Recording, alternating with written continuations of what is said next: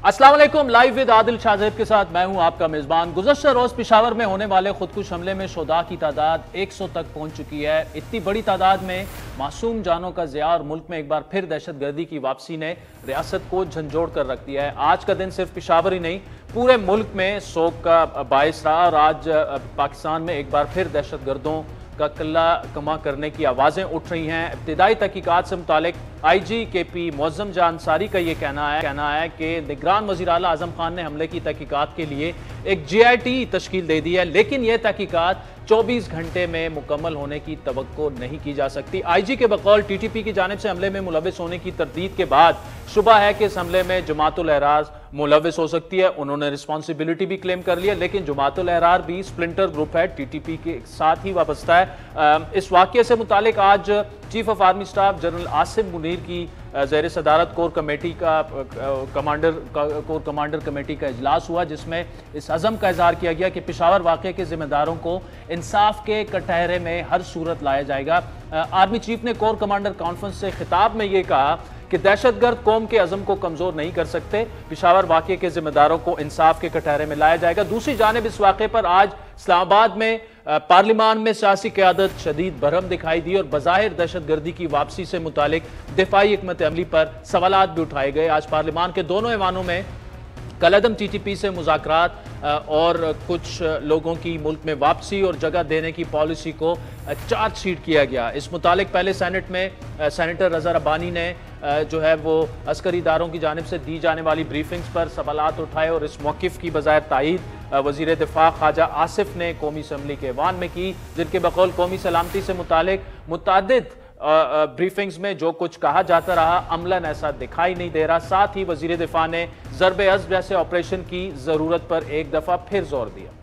तालिबान और उसके साथ कुछ हजार लोगों को TTP के पाकिस्तान में आने दिया असले के साथ, और ये कहा गया कि ये गुड तालिबान है और ये आइन और कानून के मुताबिक काम करेंगे और इनको यहाँ पे रिहेबिलिटेट किया जाए। लेकिन जनाब चेयरमैन, अफसोस की बात यह है कि उस वक्त ना पार्लियामान को कॉन्फिडेंस में लिया गया, ना पाकिस्तान के अवाम को कॉन्फिडेंस में लिया गया कि आया TTP को यहाँ पे रिहेबिलिटेट किया जाए या ना किया जाए। हमने आज से 1.5-2 साल कबल जो है इन ब्रीफिंग्स के नतीजे में जो भी फैसले किए गए वो कोई इस हाउस ने मंजूर नहीं किए थे। यहाँ पे कोई डिबेट नहीं हुई थी। हमें एक ब्रीफिंग में बताया गया था कि ये सिलसिला हो रहा है। आपको भी याद होगा, बाकी मेंबरान को भी याद है। कौन देगा उस खून का हिसाब जो कल जो है पेशावर में बहाया गया।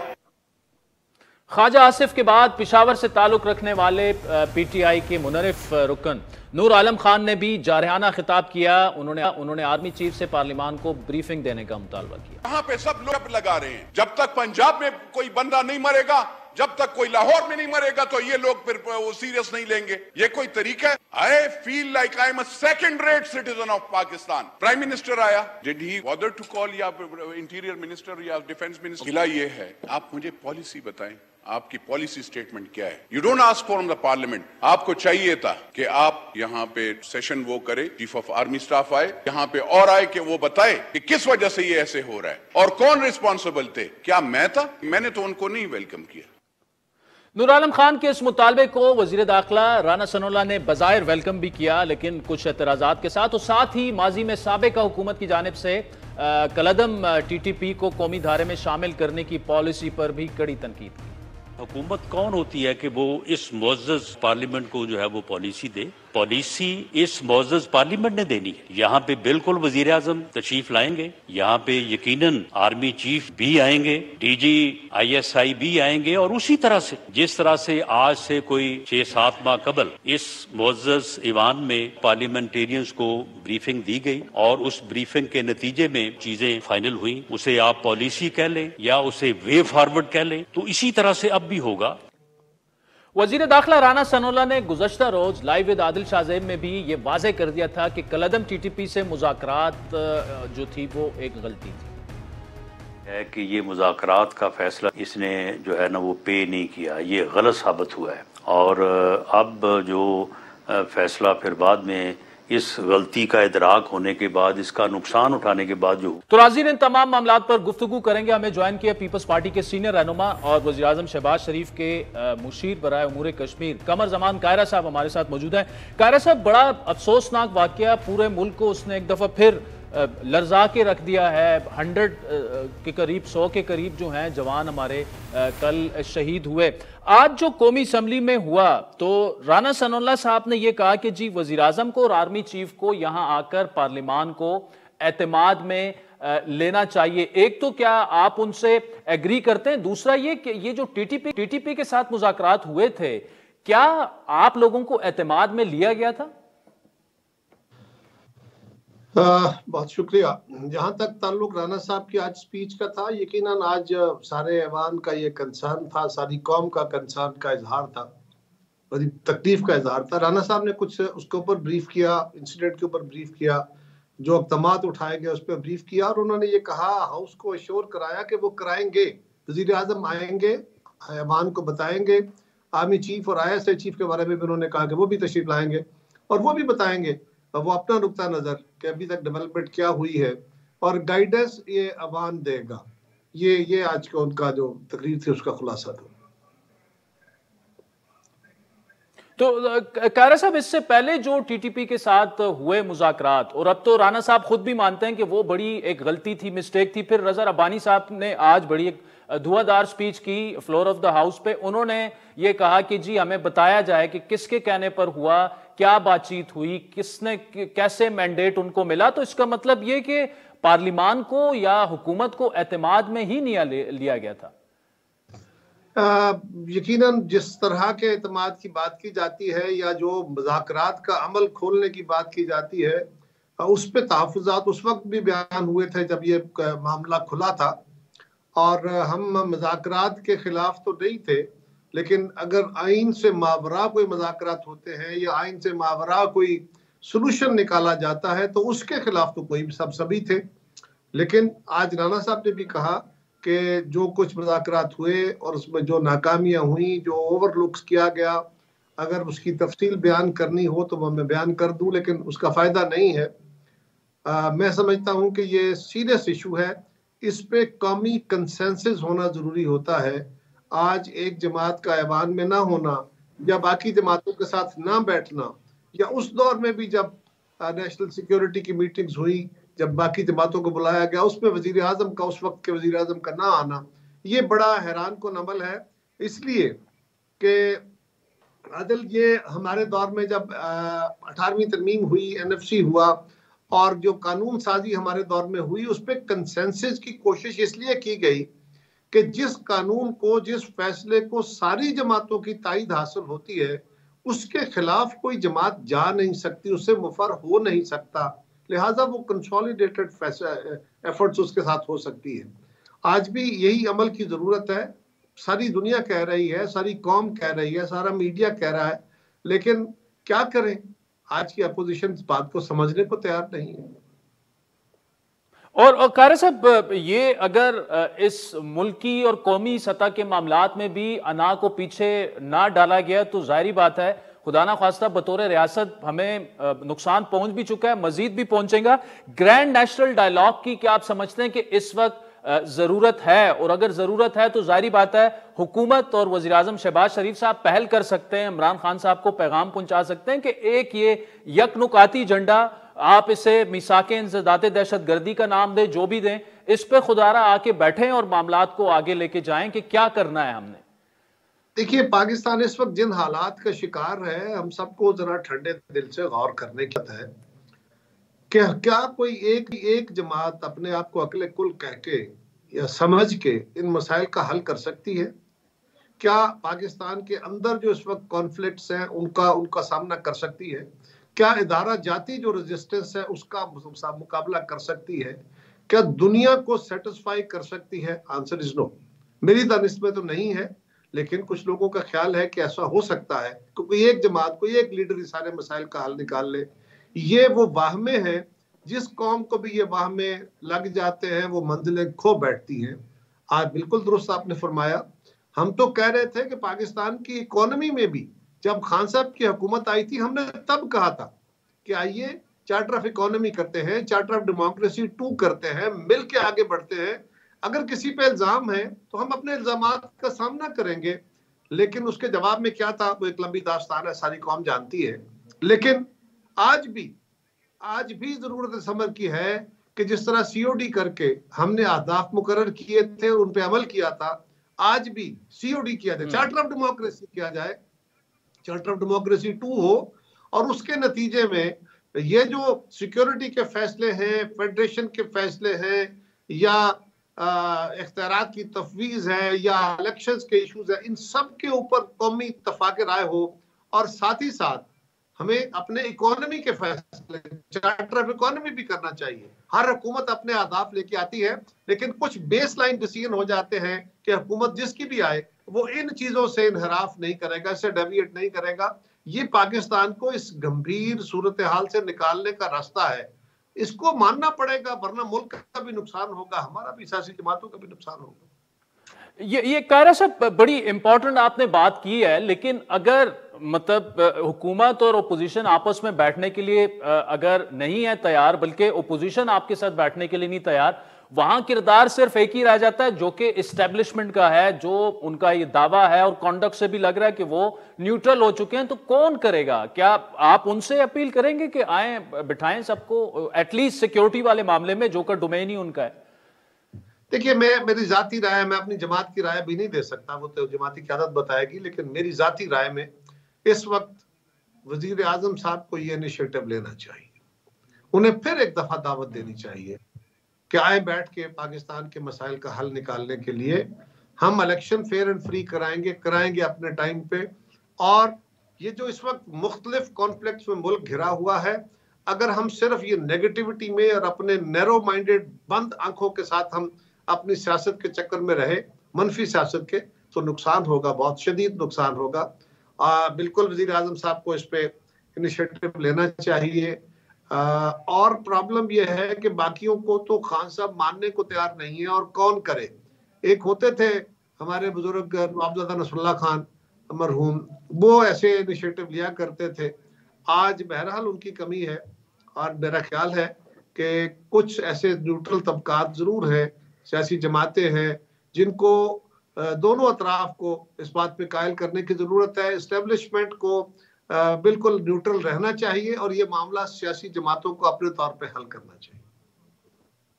ठीक, अच्छा कायरा साहब, आखिर में आपका मैं क्लिप भी देख रहा था कि जी इंतखाबात बिल्कुल टाइम पर होंगे और आइन के तहत ऐसा होना भी चाहिए, लेकिन क्या आप समझते हैं ये जो लॉ एंड ऑर्डर की सिचुएशन, मतलब इस तरह का ब्लास्ट, खुदा न खास्ता और वाकयात होते हैं, या कोई बाकायदा ऑपरेशन लॉन्च करने का फैसला किया जाता है, क्या इंतखाबात डिले हो सकते हैं इसकी वजह से? देखिए, बहुत सारे वाकयात जो है ना ऐसे हैं, जो एक तो वाकया खुदा न खास्ता नागहानी वाकया हो गया, बहुत सारे वाकयात हमारी एजेंसीज ने, हमारे जवानों ने प्रिवेंट किए हैं। बहुत सारी जगहों से खदशात, खतरात या इस तरह की धमकियां मिल रही हैं। सो मेरा ख्याल है कि अभी ऐसे हालात नहीं हैं कि इसको इस बात का जवाब बनाया जाए कि इलेक्शन को डिले कर लिया जाए। लेकिन अगर खुदा न खास, अल्लाह न करे, वो वक्त आ जाए, इतने हालात खराब हो जाए कि हम इलेक्शन कराने के काबिल ना रहे, इस तरह के वाकयात तकलीफदेह जरूर है, लेकिन इसकी बुनियाद पे इलेक्शन डिले नहीं होने चाहिए।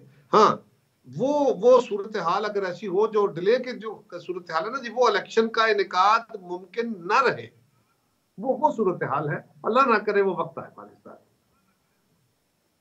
तो कायरा साहब, आखिर में क्या आप समझते हैं कि गवर्नर पंजाब को और गवर्नर केपी को इंतखाबात की तारीख दे देनी चाहिए? अब गवर्नर पंजाब और गवर्नर केपी तारीख नहीं दे सकते, ये काम सूबाई हुकूमतों का होता है। गवर्नर सिर्फ नोटिफाई करते हैं। गवर्नर का जिस तरह सदर का इख्तियार नहीं है, सूबाई हुकूमतों का इख्तियार है।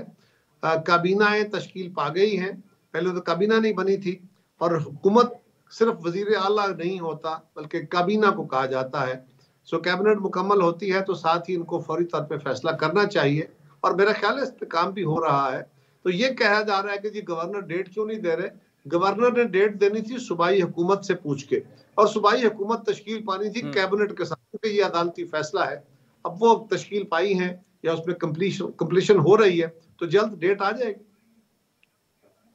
ठीक, चलें। कमर जमान कायरा साहब, थैंक यू सो मच। नाज़रीन, वक्त भी चाहता है ब्रेक का। वेलकम बैक नाज़रीन। तहरीक इंसाफ के सीनियर रहनुमा, सिंध तहरीक इंसाफ के सदर भी हैं, साबिक़ वफाकी वज़ीर अली ज़ैदी साहब हमारे साथ मौजूद हैं। अली ज़ैदी साहब, बड़ा एक अफसोसनाक वाक़या हुआ और मैं सेगमेंट का आगाज़ उसी से करूँगा। पेशावर में तकरीबन 100 से ज़्यादा जवान जो हैं उसमें शहीद हो चुके हैं। इस वक्त एक ग्रैंड नेशनल डायलॉग की बात की जा रही है कि वे फॉरवर्ड सिक्योरिटी को लेकर क्या होगा, और हमारे प्रोग्राम में आपसे पहले कायरा साहब ने वज़ीर आज़म से अपील की कि आप आगे आएँ और इमरान खान को बाकायदा इस ग्रैंड नेशनल डायलॉग की दावत दें, क्योंकि इस वक्त रियासत जो है वो सबसे ज़्यादा अहम है। तो अगर वो दावत वो दे देते हैं तो इमरान खान साहब को फिर तो थोड़ी देर के लिए सियासत पशे पुश डालकर इस एक नुकाती एजेंडे पर क्या वो शामिल होने के लिए तैयार होंगे? आदिल, अस्सलाम वालेकुम। पहले तो जो हुआ है पेशावर में उस पर इन्ना लिल्लाहि व इन्ना इलैहि राजिऊन। इतने लोग मासूम नमाज़ पढ़ने गए और उनकी जान चले गई। देखें, ये कई दिनों से ये हमें पता चल रहा है और हम ख़बरें सुन रहे हैं और हुकूमत खुद ही कह रही है कि जनाब ये कोई दहशतगर्दी की वारदात बढ़ने वाली है या कोई होने वाली है। आपको अगर याद हो कि कराची में जब ये इलेक्शन हो रहा था, लोकल बॉडीज इलेक्शन, तो रात को 11 बजे तक ये कह रहे थे कि इलेक्शन नहीं होगा क्योंकि अगले दिन कोई दहशतगर्दी की खदशा था इनको कराची में। और ये भी बड़ी इंटरेस्टिंग बात है कि गवर्नर साहब जो है KPK के, उन्होंने 3 दिन पहले ही कह दिया, 4 दिन पहले कि जी क्योंकि सिक्योरिटी की हालात ऐसे हैं और उसके बाद दहशतगर्द, और इसलिए इलेक्शन शायद नहीं हो सकते 90 दिन में, और 15 दिन उनको गुजर गए और सडनली ये धमाका हो जाता है। तो इसके ऊपर थोड़ी सी एक सीरियस इन्वेस्टिगेशन की ज़रूरत है। जहाँ तक आपने किया ये ग्रैंड नेशनल अलायंस या डायलॉग या जो कुछ भी, देखें आप किससे डायलॉग करेंगे, मुझे नहीं पता खान साहब क्या फ़ैसला करेंगे, क्योंकि नेशनल इंटरेस्ट सामने रखना चाहिए लोगों की, लेकिन लोगों की जान और माल की हिफाजत करना तो स्टेट की रिस्पॉन्सिबिलिटी है। लेकिन हम ये ऐसा मुल्क हम क्यों बन गए हैं कि इतना बड़ा जब सानिया होता है, जैसे कि APS या ये जो भी पेशावर में हुआ या और भी जो इस तरह के इतने बड़े सानिया होने के बाद हम कहते जी national dialogue, grand national dialogue, हम ये पहले क्यों नहीं करते? क्या हमें इंतजार किस बात का कि फट के लोग मर जाएं, इंतकाल शहीद हो जाएं 100 लोग, और उसके बाद हम ये सोचें? तो मुझे ये बताएं कि जो लोग वैसे जनरली मरते बेचारे शहीद होते रहते हैं 2-4, उनकी जिंदगी की कोई वैल्यू नहीं है? Why do we have to wait for such a colossal event? इतनी खतरनाक इवेंट हो फिर हमको होश आता है कि जी तरफ पहले हम क्यों नहीं करते? साहब, मैं बिल्कुल आपसे एग्री करता हूँ, बड़ा आपने वैलिड एक पॉइंट उठाया, लेकिन अब तो देखें वे फॉरवर्ड, अब आपके ख्याल में इस पर क्या होना चाहिए? कौमी पॉलिसी और जो भी एक ग्रैंड डायलॉग अगर है, और आपने ये भी साथ में फरमाया कि इमरान खान साहब जो है नेशनल इंटरेस्ट को उनको सामने रखना चाहिए, तो अब तो जो हो गया वो तो हो गया, लेकिन हालात वाकई इतने ख़राब हैं। देखिए ना, 101 जनाजे उठना मतलब 101 ख़ानदान जो हैं वो बर्बाद हो चुके हैं सारी उम्र के लिए। और जो बड़ा देखें इसका सिंबॉलिक, आपने पुलिस हेडक्वार्टर में जाके बिल्कुल हिला के रख दिया उस पुलिस को जो कि फ्रंट लाइन पर लड़ रही है। तो जाहिर बात है इस वक्त एक इकट्ठे होने की ज़रूरत तो है। आदिल, आपको नेशनल एक्शन प्लान याद है? वो जो नेशनल एक्शन प्लान बना था जी, जो नेशनल एक्शन प्लान बना था जिसके ऊपर ये पूरी कौम की लीडरशिप ने ये डिसाइड किया था, हम तो उस वक्त हुकूमत में नहीं थे ना, APS के बाद, बल्कि हम तो धरने में थे, तो पूरी कौम की लीडरशिप ने या पूरी कौम ने डिसाइड किया था कि किसी तरह की दहशत गर्दी, चाहे वो मजहबी हो, चाहे वो सियासी हो, चाहे वो लसानी हो, चाहे लॉ, किसी तरह की दहशत गर्दी इस कौम को कबूल नहीं है। उसके बाद एक ऑपरेशन क्लीनअप हुआ। उस ऑपरेशन क्लीनअप में कराची का भी हिस्सा था। पहले आउटस्कर्ट्स में हुआ कि उन्होंने कहा जी यहाँ पता नहीं कौन तालिबान है कि क्या है।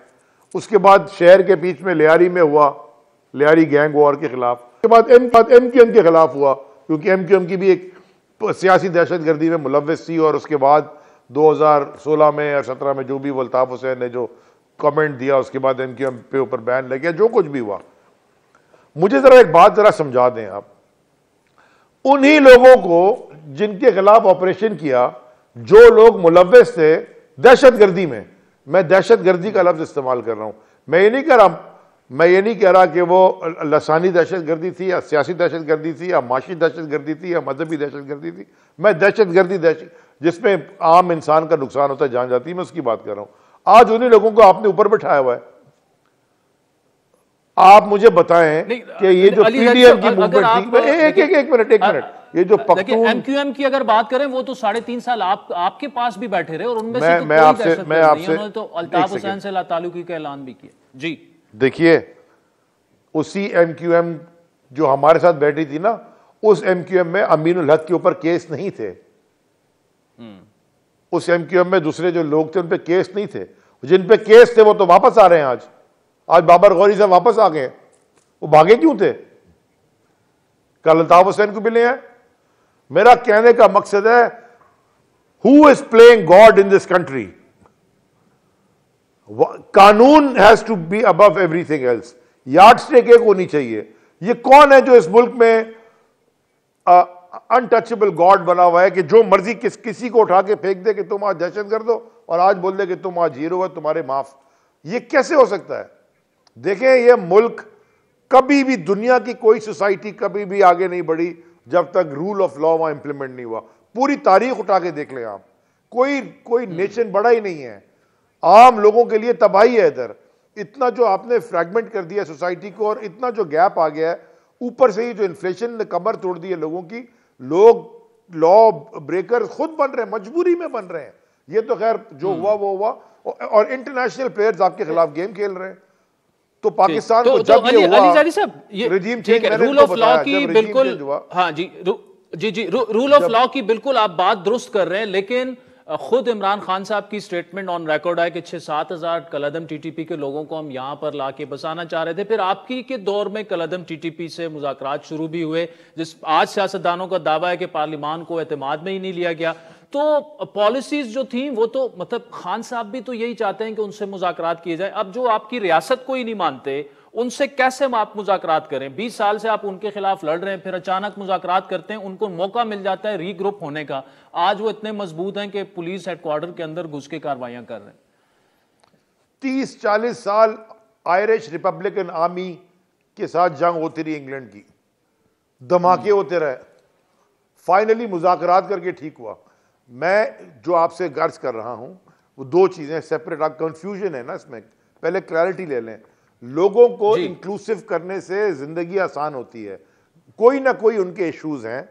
अगर वो अफगानिस्तान गए थे और अफगानिस्तान में जंग खत्म हो गई, अमेरिकन चले गए, पाकिस्तानी लोग थे, अगर वो वापस आके सिस्टम में हमारे मुल्क में बगैर लड़ाई के रहना चाहते हैं तो उनको रहने दिया जाए। लेकिन वो उन्होंने बदला लिया किसी के भाई का, ये भी मैं कहीं पढ़ रहा था। सो देयरफॉर कुछ ना कुछ तो हुआ है ना। रिसर्जेंस क्यों होने दी? वापस आके रखने का मतलब ये नहीं है कि आप रिसर्जेंस होने दें। आज आपने कराची में सारी एमक्यूएम को इकट्ठा कर दिया है। अच्छा मुझे बताएं, सारे पीएसपी में चले गए, सारे गुंडे बदमाश वहां चले गए तो माफ, एमक्यूएम में रहोगे तो उठ जाओगे। देखिए ना, हमने ये we have kept playing God in this country. क्या जनरल मुशर्रफ को नहीं पता था कि ये रॉ से फंडिंग कर लेते हैं? उस वक्त चुप क्यों था? हुकूमत में साथ क्यों बैठाया था? फंडिंग तो उस वक्त भी आ रही थी रॉ से। इसी तरह पूरे हर जगह पाकिस्तान में जो भी आप उठा लें, जो भी एक वायलेंस की मूवमेंट शुरू हुई है हर जगह पे, मैं आपसे ये बता रहा हूं कि जब आप रूल ऑफ लॉ लेके आएंगे ना, तब सबके लिए बराबर होगा।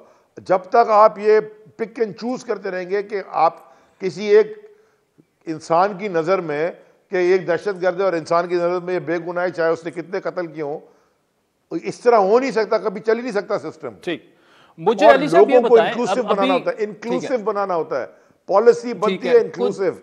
आपने उसी पीडीएम को जी इन खदशात का भी इज़हार किया जा रहा है कि इलेक्शन डिले हो सकते हैं। जी अली साहब आप बोलिए भी, इसका भी साथ में जवाब दे दें कि सिक्योरिटी के हालात और सिचुएशन ऐसी है, अगर कोई ऑपरेशन शुरू हो जाता है, जिसकी शुनीद भी आज कोर कमांडर कॉन्फ्रेंस भी हुई है, तो ऐसे में क्या आप समझते हैं कि इंतखाबात हो जाएंगे टाइम पर? देखिए मैं सिर्फ एक बात कर दूं, उसी पीटीएम पख्तून तहफ़्फ़ुज़ मूवमेंट को हमने Indian funded, Israeli funded, raw funded, सारा कुछ फंडेड बनाया। लेकिन आज वही 4-3 साल के बाद वो नेशनल असेंबली की सिक्योरिटी काउंसिल, सिक्योरिटी की जो कमेटी है उसको चेयर कर रहा है। ऐसे नहीं वो तो वो एनडीएम है ना सर, वो पीटीएम का हिस्सा नहीं है। दावड़ की अगर आप बात कर रहे हैं तो हाँ, लेकिन वो जो भी है, लोग तो वही हैं। अब आ जाए आप इसके ऊपर, ये जो आपने सवाल पूछा, देखें जितना इस इशू को डिले करेंगे इलेक्शन को, इनके पास कोई कॉन्स्टिट्यूशनल जवाब तो है नहीं। जितना इसको डिले करेंगे, मैं सवाल पूछता हूँ ना, 30 इन्होंने अभी 33 इस्तीफे मंजूर किए, तो 16 मार्च को इसका इलेक्शन की डेट आ गई है, हो गया। तो ये अभी 15 दिन गुजार चुके हैं और केपीके और पख्तून और पंजाब में इलेक्शन क्यों नहीं करवा रहे? ये तो अभी दे आर बाय देमसेल्व्स, ये तो मुनाफिकत की इंतहा है ना, कि फिर पिक एंड चूज कि ये वाला करवाएंगे ये वाला नहीं करवाएंगे। इस तरह तो नहीं हो सकता। ठीक है, मुझे अली रईस साहब, शेख रशीद साहब ने स्टेटमेंट दी, खान साहब ने भी, जरदारी साहब पे बहुत बड़ा इल्जाम लगा कि जी खान साहब की कत्ल की साजिश में जो है वो भी मुलविस हैं। अभी शेख साहब ने जो है एसएचओ को स्टेटमेंट ये दी है कि जी मेरे पास कोई शवाहिद नहीं है, तो खान साहब ने स्टेटमेंट दी और वो मतलब अपनी उन्होंने स्टेटमेंट वापस ले लिया। क्या खान साहब भी अपनी स्टेटमेंट वापस ले लेंगे या किस बुनियाद पर वो कह रहे हैं? कोई शवाहिद होंगे उनके पास? देखें, अगर खान साहब ने स्टेटमेंट दी है, खान साहब पूरे उनके पास कोई ना कोई शवाहिद होंगे, कोई ना कोई सबूत होंगे, कोई ना कोई इंफॉर्मेशन होगी जिसके बेस के ऊपर उन्होंने इतना बड़ा स्टेटमेंट दिया है। तो शेख साहब ने तो खुद भी स्टेटमेंट दिया था, तो मैं शेख साहब की अगर उन्होंने वापस विड्रॉ किया मुझे नहीं पता, लेकिन उन्होंने खुद स्टेटमेंट दिया था, खुद भी स्टेटमेंट दिया था कि मुझे भी पता है जी, और लगा मुझे भी पता है, वो चला लें, आपके पास होगा। तो ये इस तरह मतलब ठीक है, अगर वो अपना माइंड चेंज कर रहे हैं तो वो उनकी मर्जी है। लेकिन अगर खान साहब ने इतनी बड़ी बात की है, वैसे जरदारी की जो पास्ट हिस्ट्री है वो तो आप फातिमा भुट्टो को बुला के पूछते हैं तो वो बता देगी कि उनके वालिद को कत्ल करने में किसका हाथ था। ठीक, चले अली जैदी साहब, thank you so much for joining us. आपकी सेहत के लिए दुआ, ये ठीक नहीं थी लेकिन फिर भी आप प्रोग्राम में आए, बहुत बहुत शुक्रिया। नाज़रीन, वक्त चाहता है एक ब्रेक का, जिसके बाद IMF का वफ्द मिशन जो है पाकिस्तान में है, तफसीली गुफ्तगू उस पर करेंगे कि हो रहा क्या है।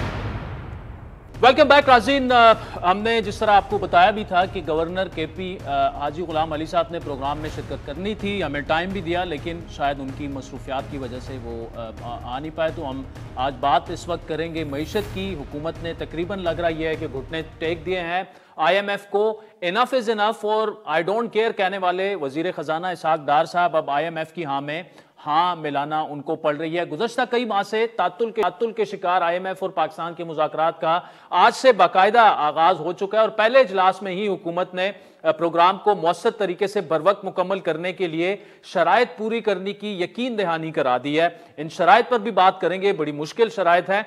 वजीर खजाना इसहाक डार ने फाइनेंस डिवीजन में IMF मिशन के चीफ नाथन पोर्टर की सरबराही में जायजा मिशन से मुलाकात की, जिसमें यह यकीन दहानी करवाई गई कि पावर सेक्टर में इस्लाहात लाई जाएंगी, गैस सेक्टर में गर्दिशी कर्जे के खतरे से निपटने के लिए तरीक़ेकार वज़ा करने के लिए आला सतह की कमेटी तश्कील दे दी गई है। इक्तिसादी और मालियाती पॉलिसियों की यादाश्त को हतमी शक्ल देने के लिए पॉलिसी मुज़ाकरात का दूसरा मरहला 9 फरवरी तक जारी रहेगा। सरकारी तबादला ख्याल से हटकर IMF की कड़ी शराइत की बात हो तो हुकूमत को बजट में ऐलान करदा फैसलों के मुताबिक बजट खसारा तकरीबन 5% रखने का वादा पूरा करना होगा, जो बज़ाहिर बड़ा मुश्किल नजर आ रहा है। बजट फैसलों के मुताबिक प्राइमरी जो खसारा है GDP का वो 0.2% रखने का वादा भी पूरा करने का कहा गया है IMF की जानिब से। और IMF के मुतालबे के तहत बरामदी शुबे को 110 अरब रुपए का इस्तिस्ना छूट खत्म करनी होगी। FBR को 7,470 अरब रुपए टैक्स वसूलियों का हदफ पूरा करना होगा। पेट्रोलियम लेवी की मद में 855 अरब रुपए वसूली का हदफ भी पूरा करना होगा। रियासती कंपनियों की कारकर्दगी बेहतर करके उनका खसारा भी खत्म करने को कहा गया है। यहां अगर रियासती कंपनियों की बात करें, सिर्फ अगर PIA को उठा के देख लें तकरीबन 70 अरब रुपए साल का खसारा। फिर इसी तरह स्टील मिल की अगर बात की जाए तो 60-65 अरब रुपए का खसारा। ये कैसे खत्म होगा? हुकूमत के पास कोई ना कोई प्लान तो होना चाहिए। इसके अलावा IMF ने निष्कारी प्रोग्राम पर अमल दरामद करने और माली खसारे और नुकसानात की निशानदही भी की।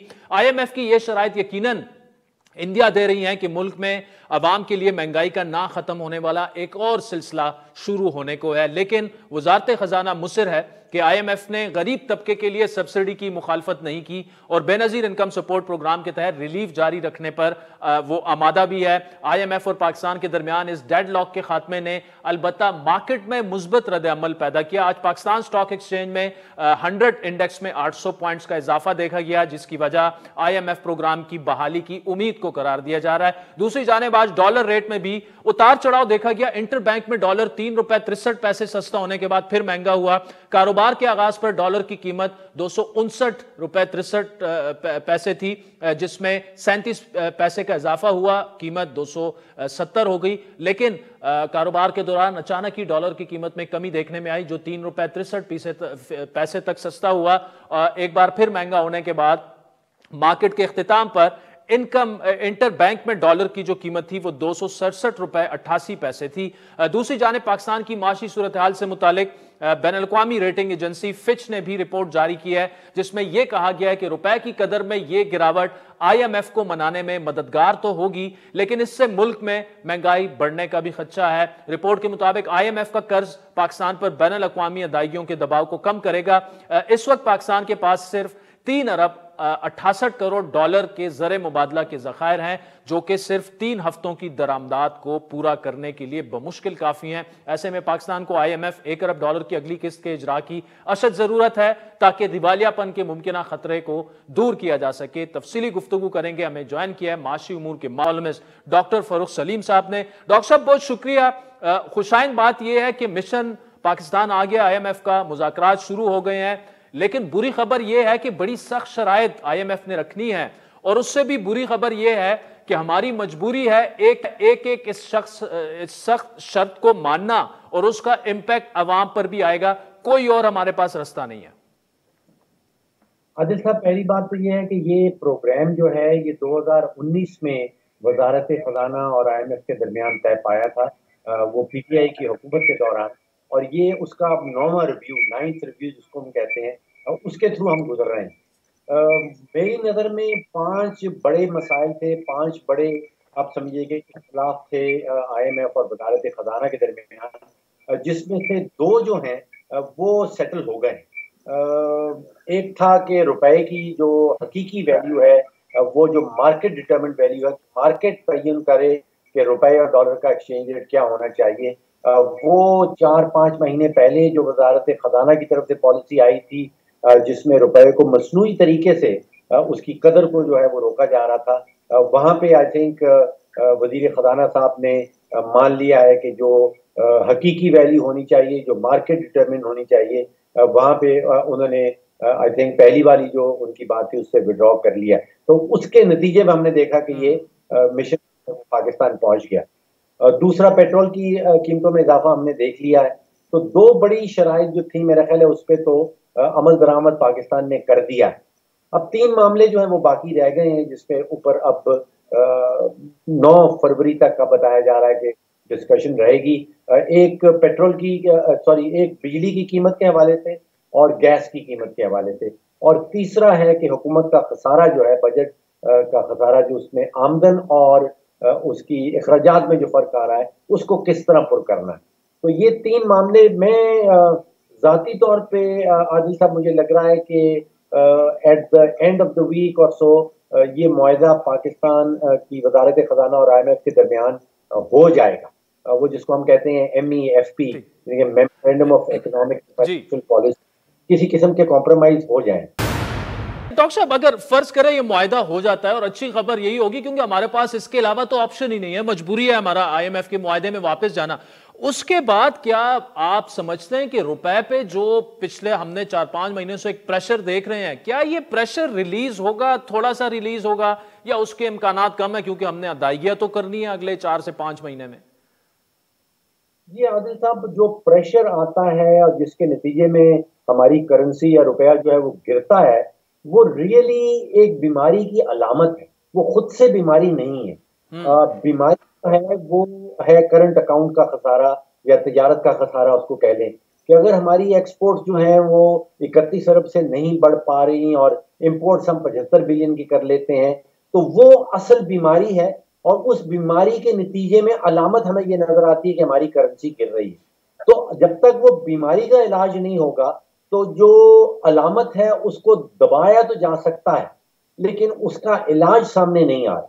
तो $1 बिलियन अगर हमें मिल भी जाता है IMF के बाद, और उम्मीद इस पे है कि उसके बाद जो वर्ल्ड बैंक वाले हैं, जो सऊदी अरेबिया की तरफ से पैसे आने हैं या चीन की तरफ से आने हैं, शायद उनके दरवाजे भी खुल जाएंगे। लेकिन ये सब काम जो है ये बीमारी की अलामत को दबाया जा रहा है, बीमारी का इलाज जो है वो नहीं सोचा जा रहा।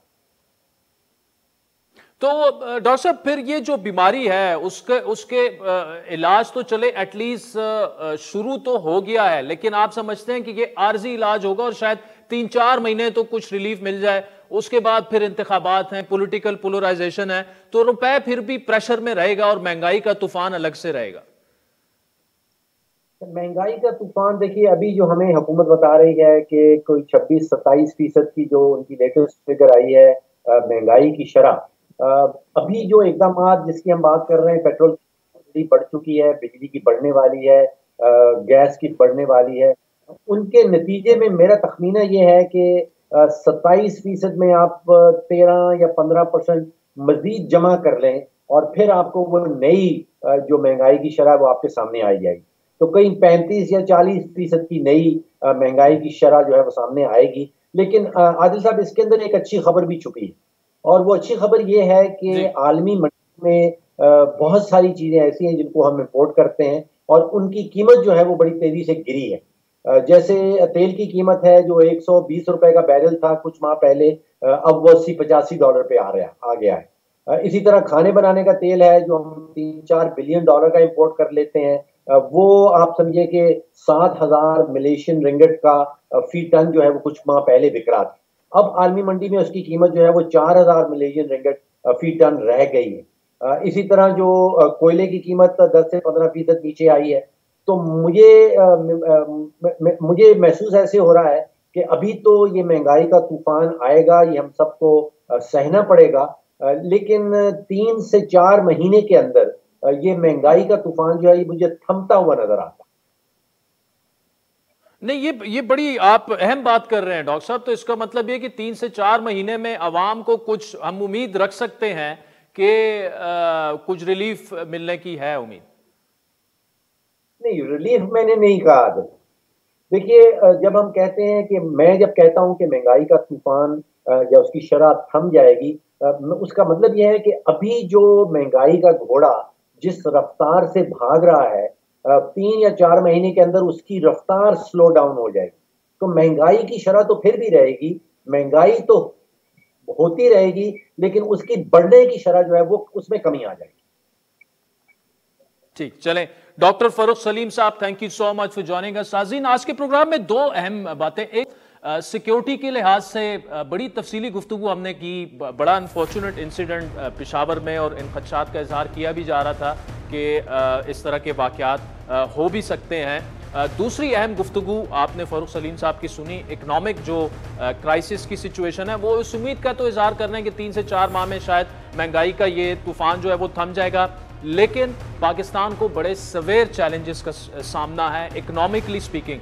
तो ये जो 2 बड़े चैलेंजेस हैं पाकिस्तान के, चाहे वो मईशत हो या सिक्योरिटी हो, तो ये सवाल हम कल से ये उठा रहे हैं कि अब वक्त आ चुका है कि हमारी जो सियासी क़यादत, और खुसूसन इमरान खान साहब को अब ये समझना होगा कि अपनी सियासी अना को पस से पुश डालकर वो कौमी क़यादत के साथ बैठे, सारी कौमी क़यादत इकट्ठी हो और ना सिर्फ मिसाके मईशत पर, बेसिक्स पर एग्री किया जाए कि इन मामलात पर सियासत नहीं होगी, बल्कि सिक्योरिटी भी, अगर मिसाके इंसदादे दहशतगर्दी भी उस पर भी दस्तखत हो जाएं, तो इस वक्त ये रियासत के हक में बेहतर होगा। जितना इन मामलात को डिले किया जाएगा, खुदा ना ख्वास्ता एक ऐसा स्टेज इस मुल्क पर ना आ जाए कि फिर सियासी जुमातों के लिए सियासत की भी जगह ना हो। तो इस वक्त होश का नाखून लेने की ज़रूरत है। और एक और स्टेटमेंट भी यहाँ पे मैं देना चाहूँ कि कुछ दिन पहले शेख रशीद साहब ने आसिफ अली जरदारी साहब पर यह बहुत बड़ा इल्ज़ाम लगाया कि वो